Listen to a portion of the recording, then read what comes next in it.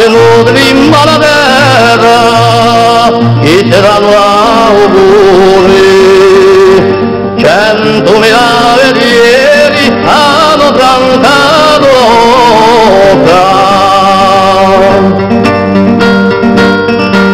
Vita un punto lontano, la vittoria che sta vicina, un nemico soffrerà, e sarà voluto dopo, e di quale un maestro dicerà dopo. Vita un punto lontano, la vittoria che sta vicina.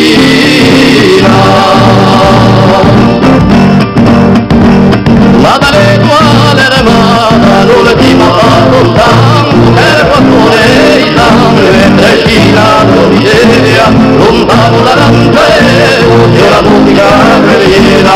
Ma dalle quale remata l'ultima a quattro stanco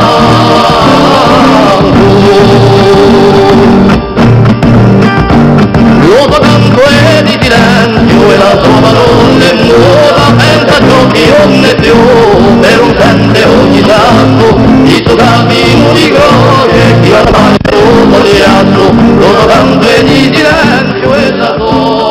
Nous sommes en Corse en 1991, quelque part dans le maquis sur les hauteurs du golfe d'Ajaccio, un groupe de jeunes recrues du FLNC participe à une séance d'entraînement. Cagoulés, vêtus de la célèbre combinaison noire, les militants écoutent presque religieusement leur instructeur. Sans aucun geste superflu, celui-ci présente la panoplie des fusils d'assaut que possède depuis longtemps déjà l'organisation clandestine. Des montages et remontages sont exécutés en un temps record, vient ensuite le maniement des différents types de grenades. Enfin, des bâtons de dynamite apparaissent, aussitôt rejoints par un rouleau de mèche, des détonateurs, des tampax, des réveils, des interrupteurs. Bientôt, tous les éléments indispensables à la fabrication d'une bombe ordinaire ou élaborée sont réunis sous les yeux des derniers recrues du front. Rien ne peut détourner l'attention de ces hommes robustes que l'on devine jeunes. Peu importe, tout autour des militants chevronnés montent la garde, puissamment armés, ils sont là pour assurer la sécurité du groupe. Lorsqu'on les interroge, aucun ne cache sa fierté d'appartenir au Front de libération nationale de la Corse. L'investissement au sein de CNT, c'est avant tout l'amour de mon pays. Moi, je pense qu'aujourd'hui, tous les jeunes devraient s'investir au CNT. J'ai toujours vécu ici. Et je pense qu'après avoir traversé toutes ces années à attendre quelque chose d'un quelconque gouvernement de droite ou de gauche et ne voyant rien venir, moi je pense que, je le crois sincèrement, s'il n'y avait pas eu le CNT en Corse depuis qu'il est 15 ans aujourd'hui, je pense que la Corse serait non plus la Corse. C'est en 1975 que le nationalisme moderne voit le jour dans l'île. Avec les événements d'Aléria, le problème corse prend une dimension internationale. Tout commence à l'aube du 21 août lorsqu'une trentaine de militants de l'ARC armés de fusils de chasse investissent la cave de Peille. À leur tête, Edmond Simeoni dénonce la colonisation de la plaine orientale et le scandale financier que l'administration tente de couvrir. Le commando, qui agit à visage découvert, s'installe dans le bâtiment agricole pour entamer sa première journée d'occupation. À l'extérieur, les sympathisants se font de plus en plus nombreux, mais les forces de l'ordre ne sont pas loin. Au matin du vendredi 22, la cave de Peille est totalement encerclée par les effectifs de police et de gendarmerie. Le face-à-face commence. Sur ordre de Michel Poniatowski, un ultimatum est donné aux occupants. Les premières sommations sont faites et c'est le drame. Tirs de grenades lacrymogènes, crépitement d'armes automatiques, l'affrontement est court mais meurtrier. Deux gendarmes mobiles sont morts, Edmond Simeoni se constitue prisonnier, les autres militants repartent libres. Un troisième membre des forces de l'ordre sera tué à Bastia dans la nuit du 27 au 28 août au cours de l'émeute qui a suivi la dissolution de l'ARC. Depuis ces événements, nombreux sont ceux qui n'hésitent pas à affirmer qu'Edmond Simeoni est le père de la violence politique en Corse. Pourtant, depuis longtemps, les insulaires sont habitués au bruit des bombes. En 1973 apparaît la première organisation clandestine véritablement structurée. Née avec l'affaire des Boues-Rouges, le FPCL va multiplier les actions spectaculaires.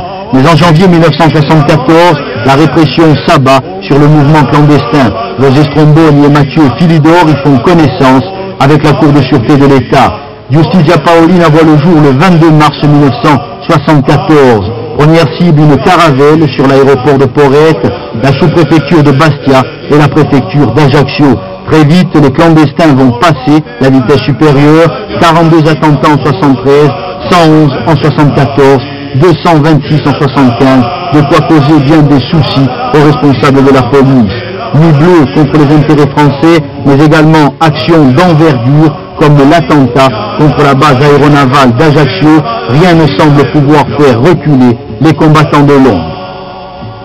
Les motivations étaient d'abord essentiellement politiques, ça c'est la première évidence, mais bien sûr elles étaient aussi liées à une situation très émotionnelle de l'époque où on avait quand même une premier élément de renaissance à la fois culturelle et à la fois une prise de conscience aiguë avec un certain nombre de militants.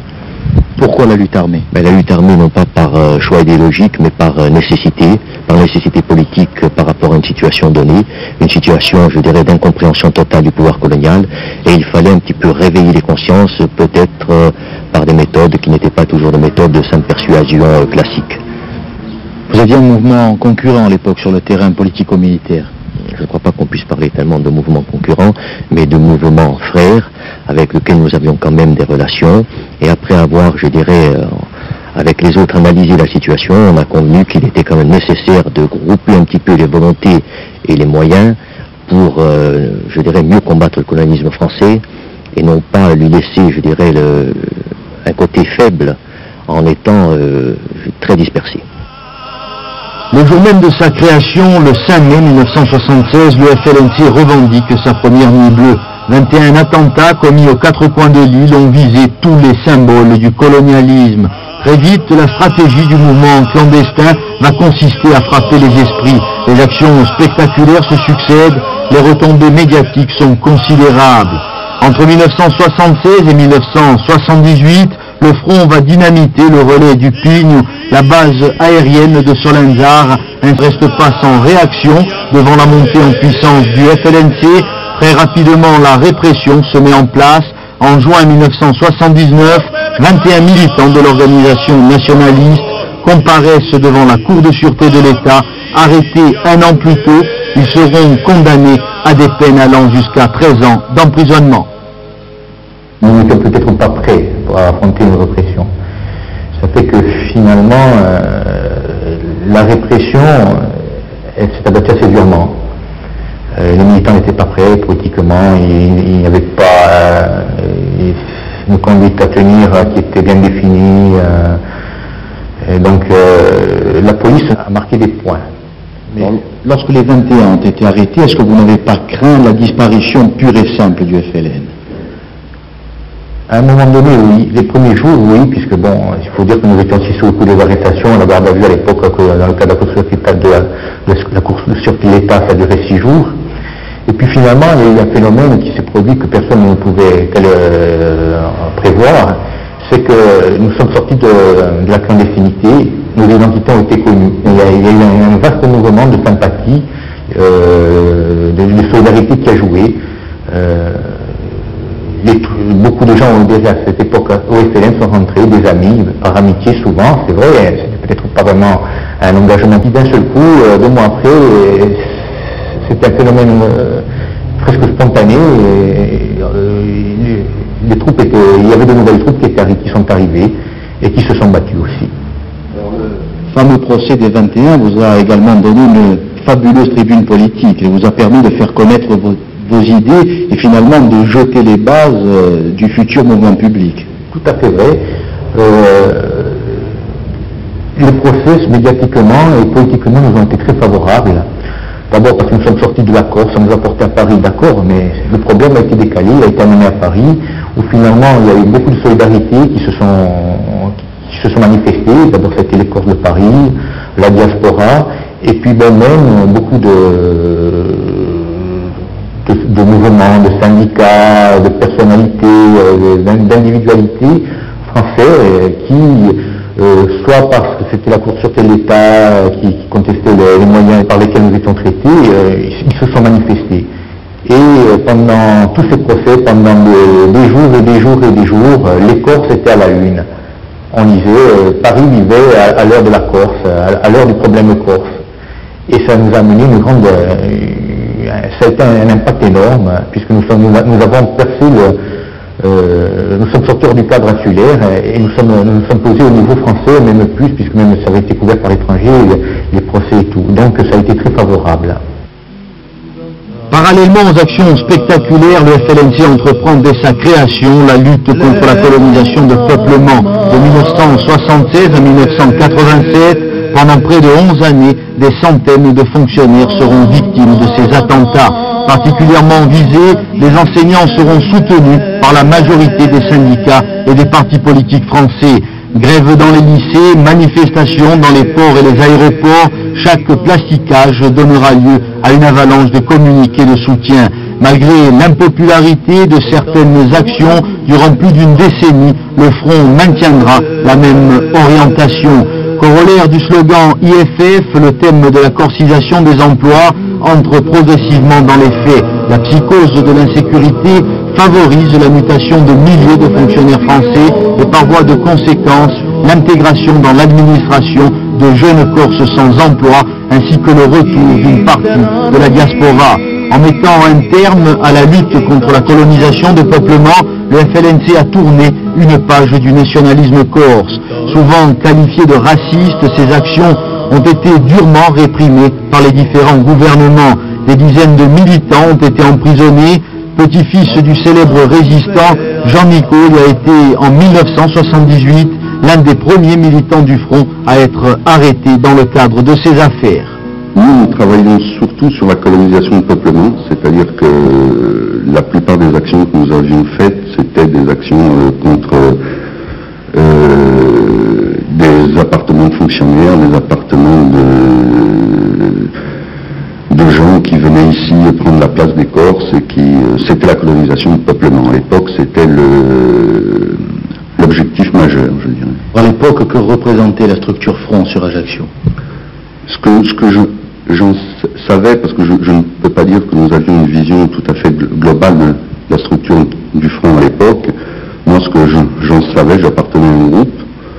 Nous avions des relations avec la hiérarchie entre guillemets qui était épisodique et qui n'était pas du tout structurée. Ça se passait comme ça, je veux dire, sans vraiment qu'on puisse parler de structure, enfin de ce que je savais moi à mon niveau. Nous étions un groupe, nous avions un travail plus ou moins important à faire et nous le faisions du mieux que nous pouvions. Alors vous avez participé à un certain nombre de nuits bleues, comment ça se passait sur le terrain concrètement? Mais concrètement, à l'époque, bon, ça se passait un peu à bonne franquette, je dirais, puisque on nous disait, enfin on avait une liste d'objectifs, on avait un nombre X ou Y de paquets à mettre, ce qu'on appelait les paquets, et on les mettait le mieux possible, je dirais, et voilà. Mais je veux dire, c'était effectivement un peu à la bonne franquette, c'était aussi l'enthousiasme, on avait une vingtaine d'années, et c'était bien comme ça. Vous avez été un des premiers militants à subir la répression, comment est-ce que vous avez vécu votre arrestation?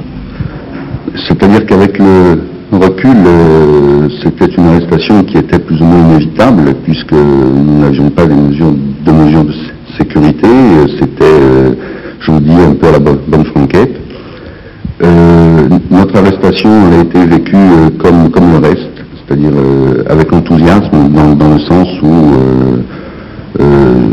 c'était quelque chose qu'on avait pensé, on se disait ça peut arriver, et lorsque c'est arrivé, je ne pense pas que nous étions tellement surpris par ce qui nous arrivait.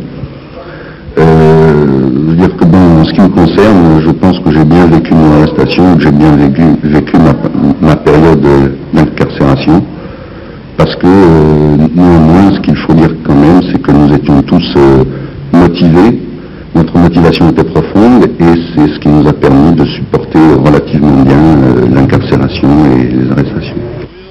Inspirée par certaines sphères gouvernementales, en liaison directe avec la préfecture, l'organisation antinationaliste Francia voit le jour en avril 1977.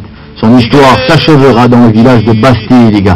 C'est dans l'après-midi du dimanche 6 janvier 1980 que l'on apprend que depuis quelques heures, des hommes qui agissent au nom du collectif nationaliste de Bastiliga ont interpellé puis séquestré dans la mairie de la localité 3 personnes appartenant au mouvement antinationaliste Francia. Armés jusqu'aux dents, ces hommes étaient venus à Bastiliga pour attenter à la vie de Marcel Lorenzoni. Dans la nuit du 6 au 7 janvier, le collectif annonce qu'il remettra ses prisonniers à la justice après avoir rendu public les aveux des séquestrés. La conférence de presse n'aura jamais lieu. Bastiliga est isolée, cernée puis investie par les forces de l'ordre. 11 hommes y seront interpellés, mais dans le même temps, les 3 prisonniers et une quarantaine de leurs gardiens ont réussi à passer les barrages. Un groupe a gagné Ajaccio, il s'est réfugié dans l'hôtel Fesch. Le quartier est bouclé et la ville quadrillée. Au début de la nuit du 9 au 10, alors que les tentatives de médiation ont échoué, le drame éclate. Un inconnu tire sur les forces de l'ordre, un CRS est tué, 2 autres blessés. Dans les minutes qui suivent, les policiers ouvrent le feu sur une voiture transportant 2 enseignantes. L'une est tuée, l'autre grièvement blessée. Presque au même moment, à l'autre bout de la ville, une rafale est tirée sur une autre voiture qui vient d'être contrôlée. Un jeune homme est tué, son passager blessé. Le 11, les occupants de l'hôtel Fesch se rendent au GIGN. Ils ont avec eux Alain Oliel, l'un des hommes arrêtés à Bastiliga. Le commandant Pierre Bertolini, considéré comme le chef de Francia, sera remis à la justice le lendemain par l'intermédiaire d'un élu. Le 3e homme, Yannick Leonelli, a disparu. Militant du FLNC, infiltré dans Francia, il sera arrêté en août et inculpé de participation à 59 attentats. L'affaire de Bastiliga se résume en quelques mots, c'est-à-dire que on a une information émanant du Front de Libération Nationale de la Corse à l'époque, nous informant qu'il y avait une opération de commando montée par Francia contre un de nos responsables et un militant de l'époque qui était Marcel Lorenzoni. Donc, au vu de l'information que nous avons du Front, nous décidons de monter à Bastiliga pour protéger ce militant qui était menacé. C'est là où nous avons intercepté un commando, bon, tout le monde se rappelle de cette histoire, un commando fortement armé, avec les membres du SAC et qui appartenait au réseau Barbusa Francia de l'époque. Dans l'affaire de Bastiliga a provoqué un rassemblement, des manifestations sans précédent en Corse. Est-ce que vous pensez que le mouvement nationaliste a exploité au mieux la situation à l'époque, politiquement? Écoutez, pour nous qui à l'époque étions en prison, on a suivi évidemment à travers la presse cette mobilisation sans précédent qui a été pour nous quelque chose d'extraordinaire et de fantastique. Et on s'est aperçu à la longue que ça n'avait débouché sur rien, que le mouvement nationaliste en général avait été incapable de récupérer ce pouvoir, cette masse populaire qui nous apportait un soutien énorme et extraordinaire à l'époque. Alors selon vous, à quel niveau se sont situées les carences? Moi je pense que les carences se situent à tous les niveaux. Je ne veux pas aujourd'hui être là et rentrer dans une polémique avec tel ou tel mouvement, mais je pense que le mouvement en général, autonomistes de l'époque ou nationalistes de l'autre, ont été incapables de récupérer complètement cette poussée de justice, parce qu'en fait il s'agissait de ça. Il y avait des gens qui étaient en prison, qui n'avaient fait que dénoncer une officine barbouzarde qui les avait arrêtés, qui avait apporté un tas d'éléments, et on sentait nous qu'on avait le peuple avec nous, derrière nous, et les dirigeants de l'époque, les responsables de l'époque ont été incapables de récupérer tout ça. Le 14 janvier 1981 débute à Paris le procès de l'affaire de Bastiliga. Le même jour à Ajaccio, des milliers de Corses exigent la fin de la répression. La manifestation dégénère. Durant des heures, nationalistes et forces de l'ordre s'affrontent dans le centre-ville. Quelques jours plus tard, lorsque la Cour de sûreté de l'État rend son verdict, 57 attentats sont perpétrés par le FLNC. Pourtant, début avril, une semaine avant la visite du candidat Mitterrand dans l'île, l'organisation nationaliste proclame la trêve. Le 10 mai, la gauche est au pouvoir, la Cour de sûreté de l'État est supprimée, l'amnistie est votée et le statut particulier s'apprête à voir le jour. Dans les rangs du FLNC, on profite de l'accalmie pour populariser les orientations du livre blanc. Les contre-pouvoirs se mettent en place, la lutte de libération nationale vient de franchir une étape. Mais dans la nuit du 11 au 12 février 1982, le front se manifeste à nouveau sur le terrain militaire. 23 attentats sont revendiqués, dont celui de Sorbo-Cagnan où un légionnaire est abattu. Inculpés dans le cadre de cette affaire, Felice Tomasi et Charles Pieri sont victimes de sévices dans les locaux du commissariat de Bastia. Charles Pieri s'évadera de la prison Sainte-Claire avant d'être arrêté en 1987. Felice Tomasi passera 6 ans en détention provisoire. Les 2 hommes seront finalement acquittés en 1988 par la cour d'assises de Bordeaux.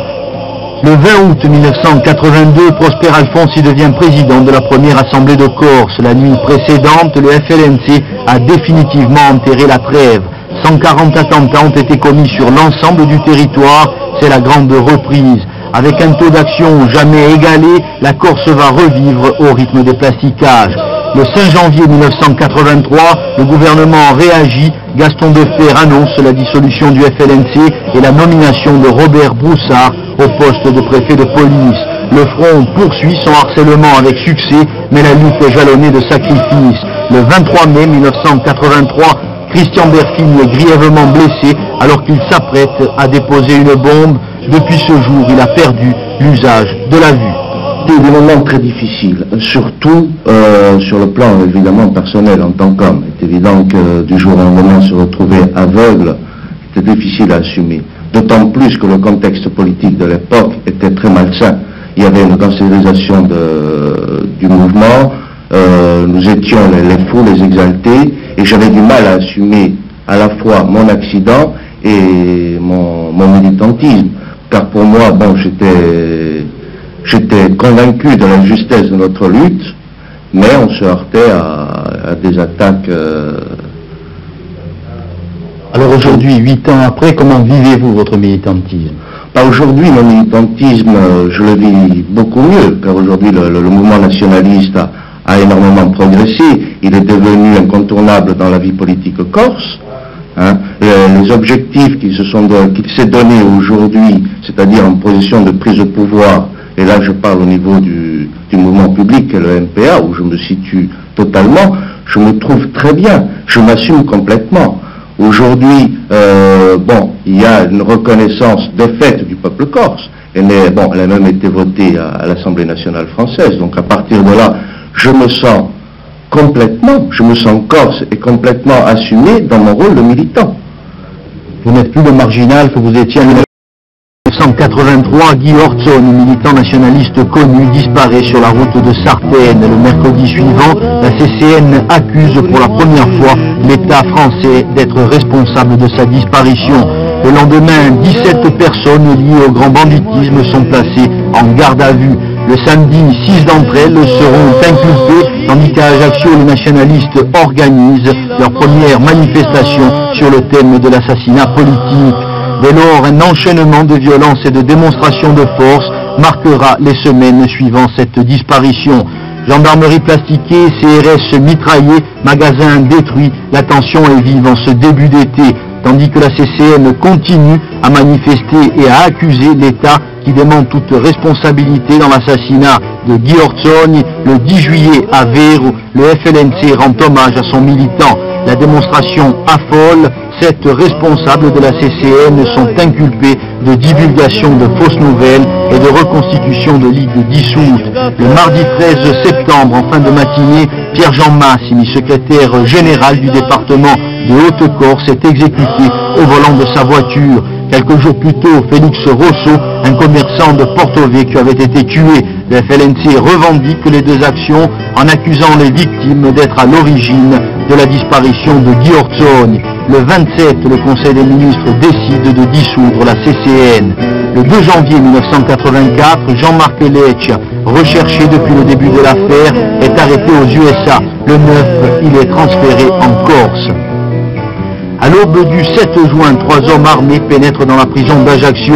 Ils libèrent 2 détenus nationalistes, abattent Jean-Marc Leccia et Salvatore Contini et tentent de sortir de la maison d'arrêt.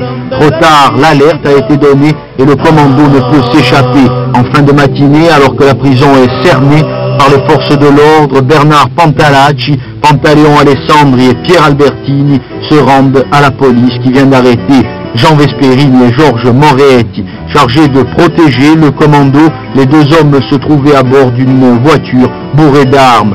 Le vendredi 26 juillet 1985, les 5 hommes sont condamnés à des peines allant de 3 ans et demi à 8 ans de prison par la cour d'assises de Lyon.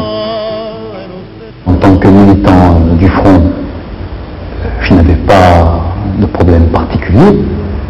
Je dirais que, en faisant partie de cette structure, à partir du moment où j'avais été désigné pour faire partie de ce commando, je me devais d'y aller.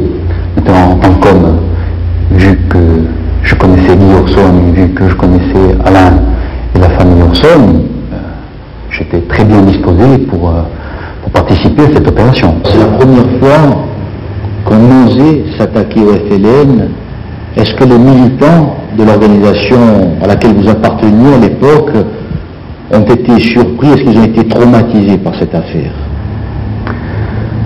Surpris, je ne pense pas. Non. Surpris, non, parce qu'il y a eu cette fameuse campagne d'intoxication.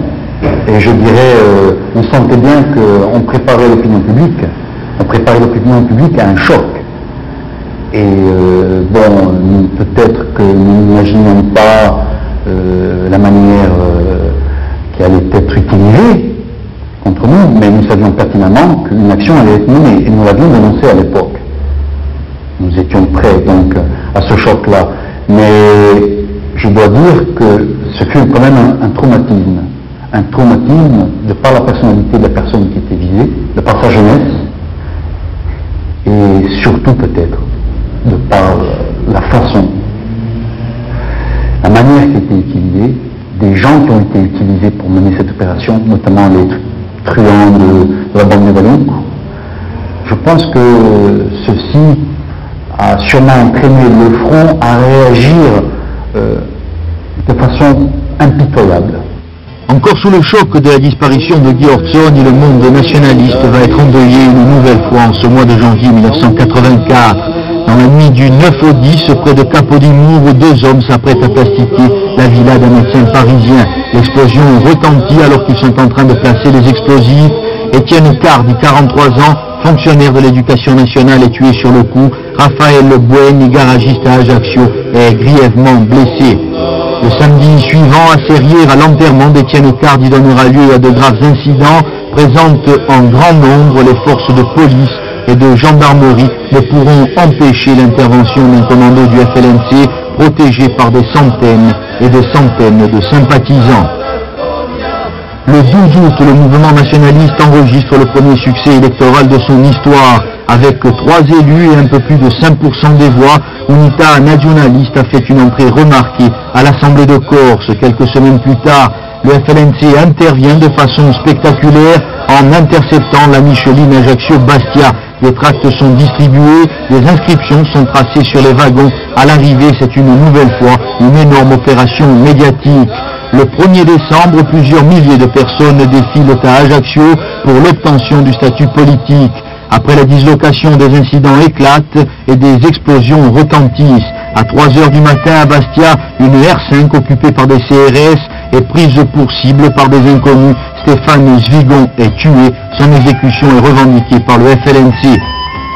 À la montée de la violence nationaliste, le clan va opposer l'association corse française et républicaine, composée par les éléments les plus réactionnaires de la société insulaire, soutenue par la quasi-totalité des partis français. La CFR va multiplier les meetings et les manifestations. Plus de 20 000 personnes défileront dans les rues d'Ajaccio pour défendre l'idée de la République une et indivisible. Dans les mois qui suivent, 2 de ses principaux responsables, Jean Dupuis et Marc Gargui, sont abattus à Ajaccio.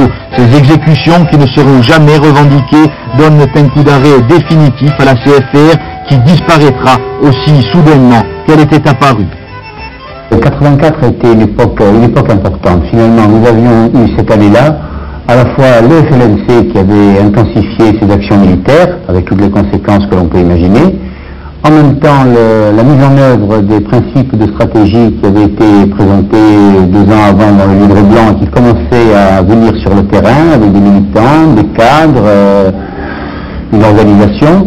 C'était également les principes de complémentarité, d'originalité et de solidarité de la lutte telle qu'elle était conçue, afin à l'époque de créer les conditions d'une véritable percée du mouvement nationaliste et surtout de son organisation. Et c'était la présence sur le terrain, la présence sur le terrain électoral. Cette présence était absolument indispensable pour plusieurs raisons. D'abord parce que le mouvement nationaliste devait gagner crédibilité et également une certaine protection. D'autre part, c'était aussi, je pense que tout le monde en avait conscience, nous pouvions faire la démonstration, y compris sur le terrain le plus difficile qui était celui des élections, eh bien qu'il y avait une réalité nationaliste groupée autour du FLNC, une réalité nationaliste qui était susceptible de l'emporter, certes pas de gagner les élections, mais tout au moins de peser d'un poids significatif.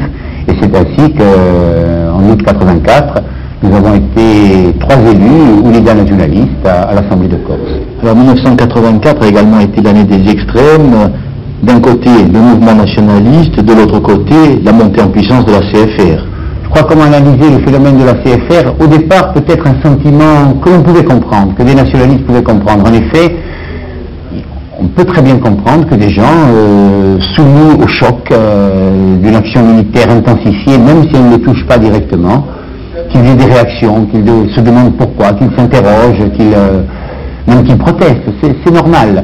Et je crois que l'origine de la CFR n'était pas à son départ quelque chose qui était objectivement gênant pour le mouvement nationaliste.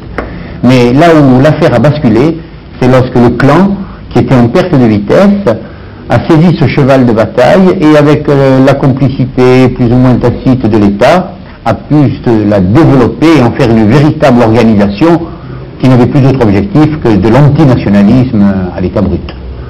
Action spectaculaire, nuit bleue, élimination physique, le FLNC est entré dans une guerre totale. Caserne Grossetia à Ajaccio, conseil général à Bastia, centre de vacances de Lave à son tour à tour visé en 1985. L'année 86 n'a que 48 heures d'existence lorsque le front procède à une double exécution. 2 trafiquants de drogue tunisiens sont abattus dans le logement qu'ils occupent à Ajaccio. L'organisation clandestine vient de commettre une erreur politique en intervenant sur ce terrain. La presse se déchaîne et le mouvement nationaliste perd une partie de son capital sympathie en pleine période de répression. Dans les mois qui suivent, le FLNC va viser une série de cibles symboles.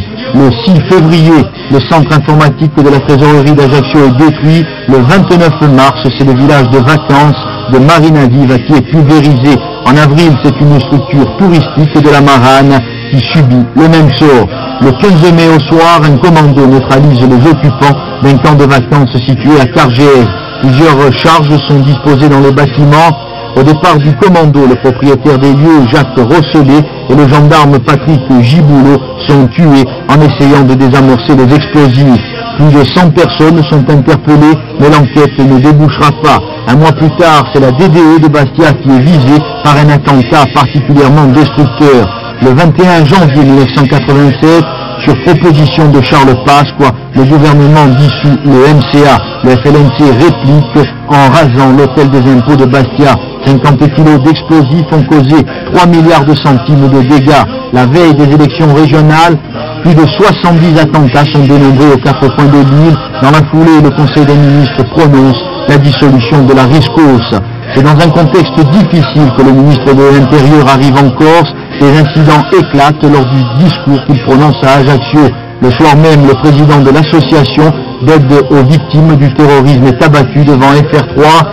Dans un communiqué, le FLNC dément cet assassinat. Pourtant, le lendemain, le portrait de 6 militants nationalistes recherchés par la police est publié par voie d'affiche. Le ministre de l'Intérieur offre une prime de 100 millions de centimes pour tout renseignement permettant leur arrestation.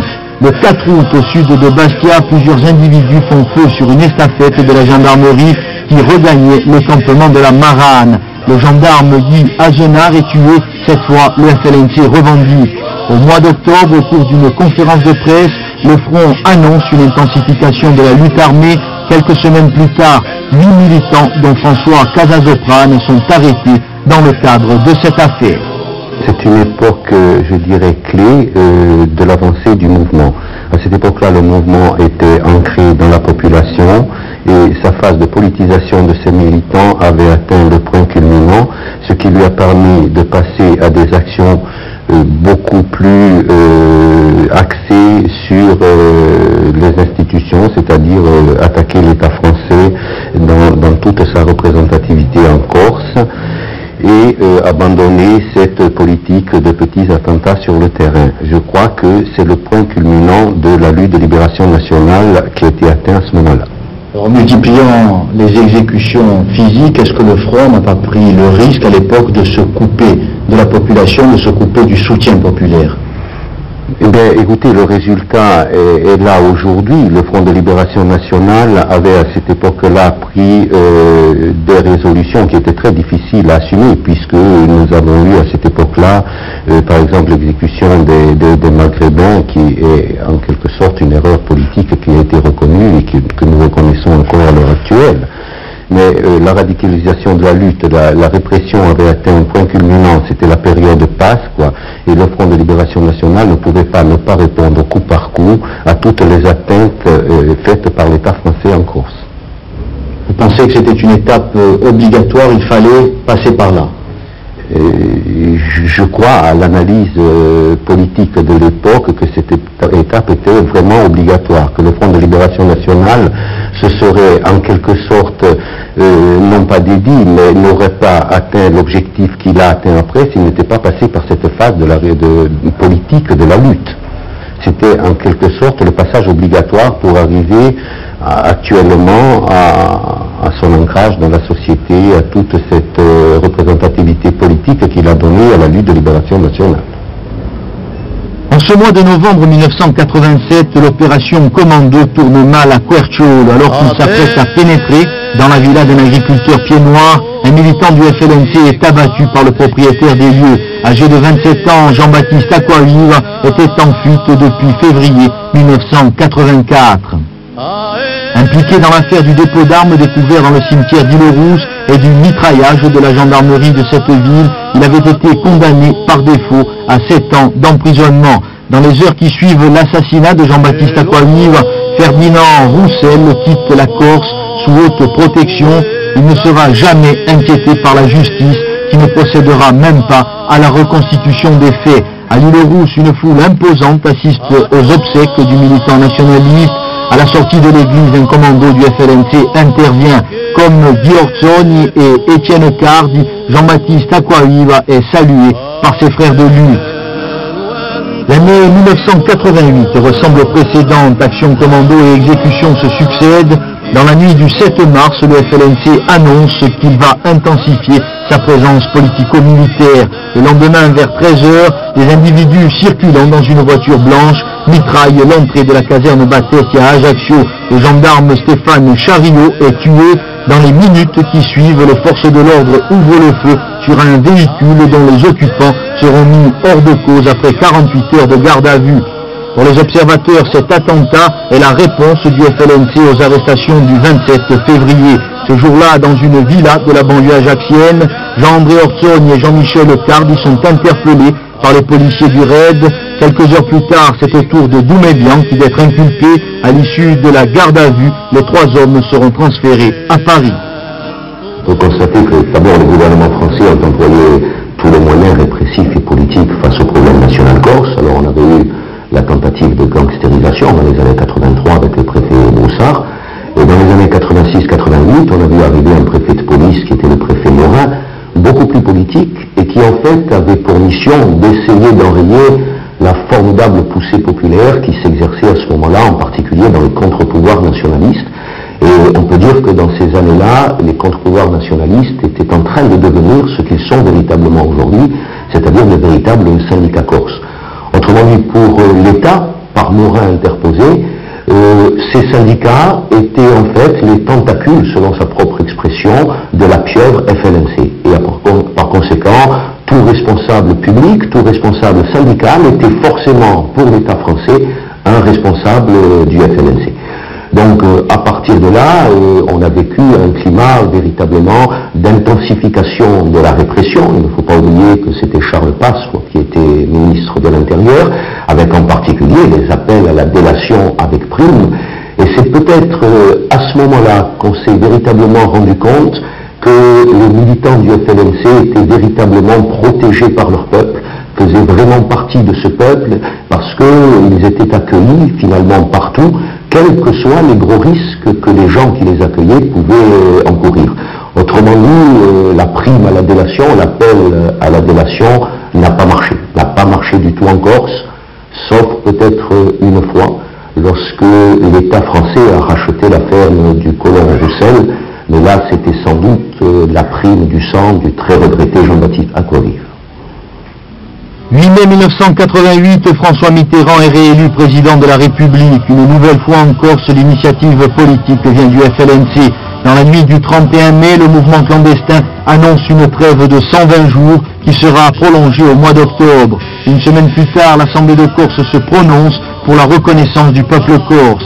En mars 1989, alors que l'île connaît le plus long conflit social de son histoire, les élections municipales sont un succès pour le mouvement nationaliste. Le 10 juin, à Ajaccio, la riposte manifeste pour l'amnistie. Le 29, l'Assemblée de Corse adopte une motion dans ce sens. Son vœu sera exaucé par l'Assemblée nationale française. Le 22 août, les derniers militants du front sont libérés. Une page d'histoire vient d'être tournée. Grâce à la trêve, le FLNC accumule les succès politiques. Publié en décembre 89, popularisé par le mouvement public, l'avant-projet de société est au centre de tous les débats. Le réalisme de son analyse et la qualité de ses propositions donnent une dimension nouvelle à l'organisation clandestine. Pour le FLNC, l'heure de la réadaptation stratégique a sonné. Les contre-pouvoirs sont devenus des organisations politiques et syndicales majeures. Le Front abandonne son rôle de directeur politique pour devenir lieu de synthèse. En septembre 90, c'est la première apparition du sigle R comme résistance. Une semaine après, au cours d'une conférence de presse, le FLNC reconnaît la division de la famille nationaliste. 15 jours plus tard, des commandos armés et cagoulés distribuent un document dit Ribelle en différents points de l'île. Le FLNC dénonce cette action et décide d'exclure 112 militants. Le 21 novembre, le Front appelle à la création d'un mouvement politique de masse autour de l'avant-projet de société. 3 jours plus tard, naît le MPA sous l'impulsion des 3 élus nationalistes à l'Assemblée de Corse. Dès le lendemain se déclare un nouveau mouvement clandestin qui s'attribue le qualificatif de FLNC historique. Les dissidents déclarent vouloir garder la direction politique de la lutte. Cette fois, la rupture est définitive, la clarification était devenue indispensable. La crise qui a secoué le FLNC, qui ensuite a alors touché l'ensemble du mouvement nationaliste corse, est dû essentiellement à 2 points. Le premier, une différence de conception, de la stratégie que doit mener le mouvement nationaliste en Corse, stratégie de lutte différente. Le deuxième point rejoint le premier dans la mesure où il s'agit de divergences profondes sur le plan idéologique.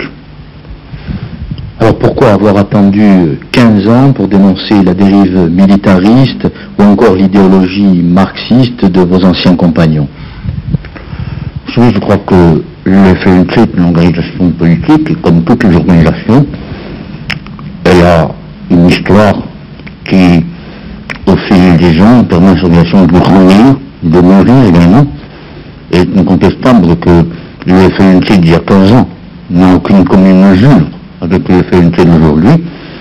Au fur et à mesure des avancées de la lutte, nos réflexions se sont affinies, se sont approfondies.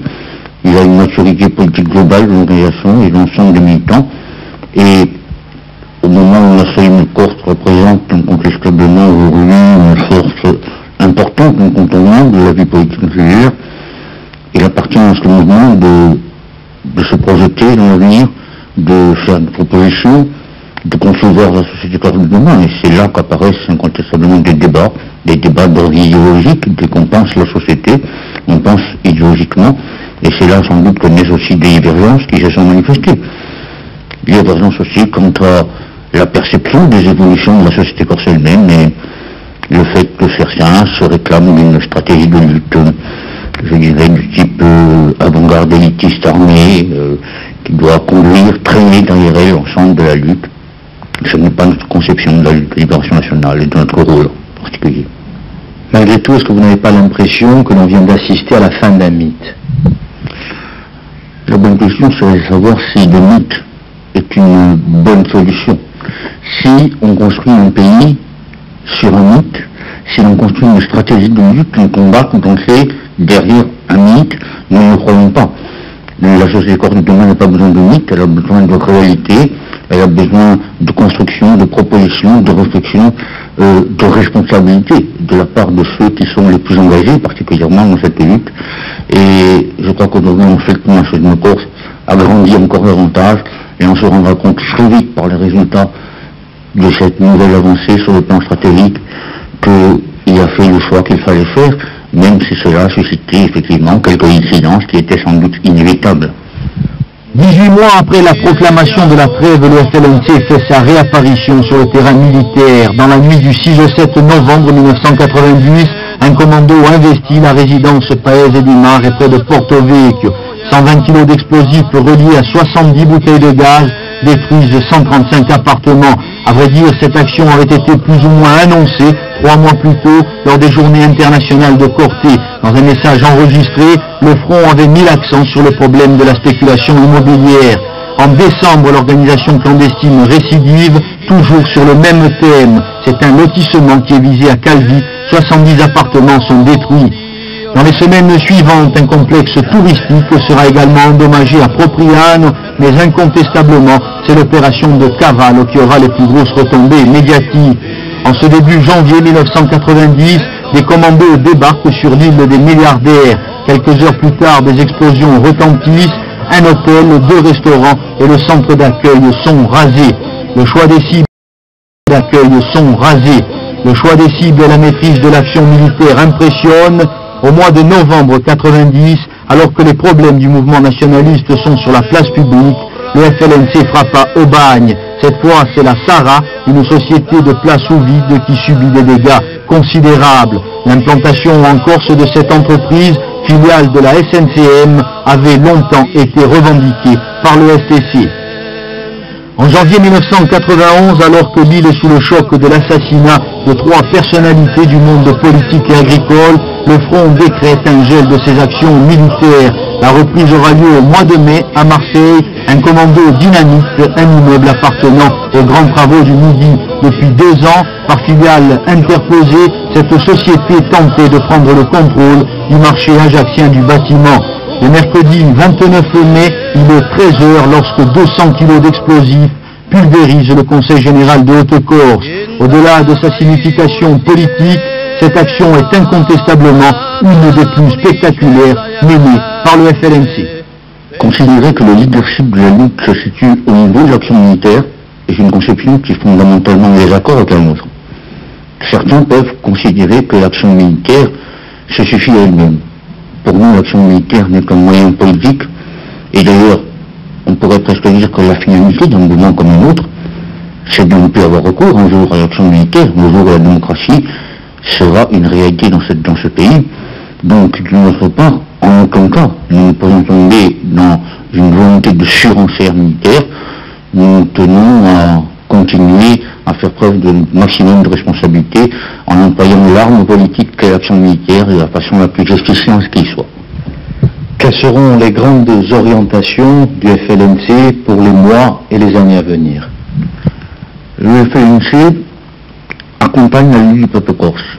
Ces orientations feront fonction, bien sûr, des évolutions de ce peuple corse, de la famille nationaliste, mais au-delà de tous ceux qui aspirent à changer la société corse d'aujourd'hui.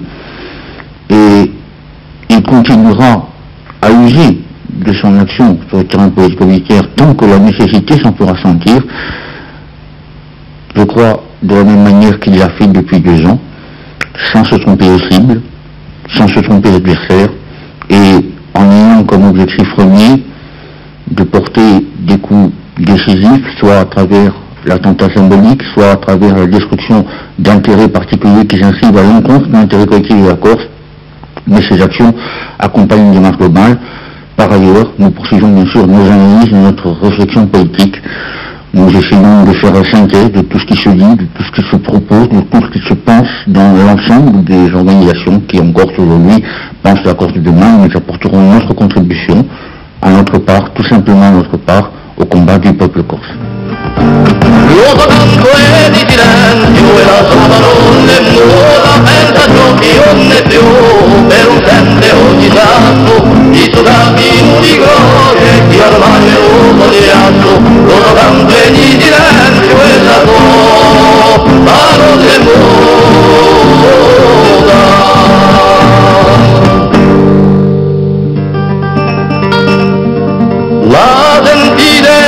la mia voce, sentite la mia canzone per l'ultima umanità e per l'ultimo sollato. Lì so tuoi e lo so sangue, lo so fatto trascinato, e per ello è lo solo che io canto sta canzone. La senti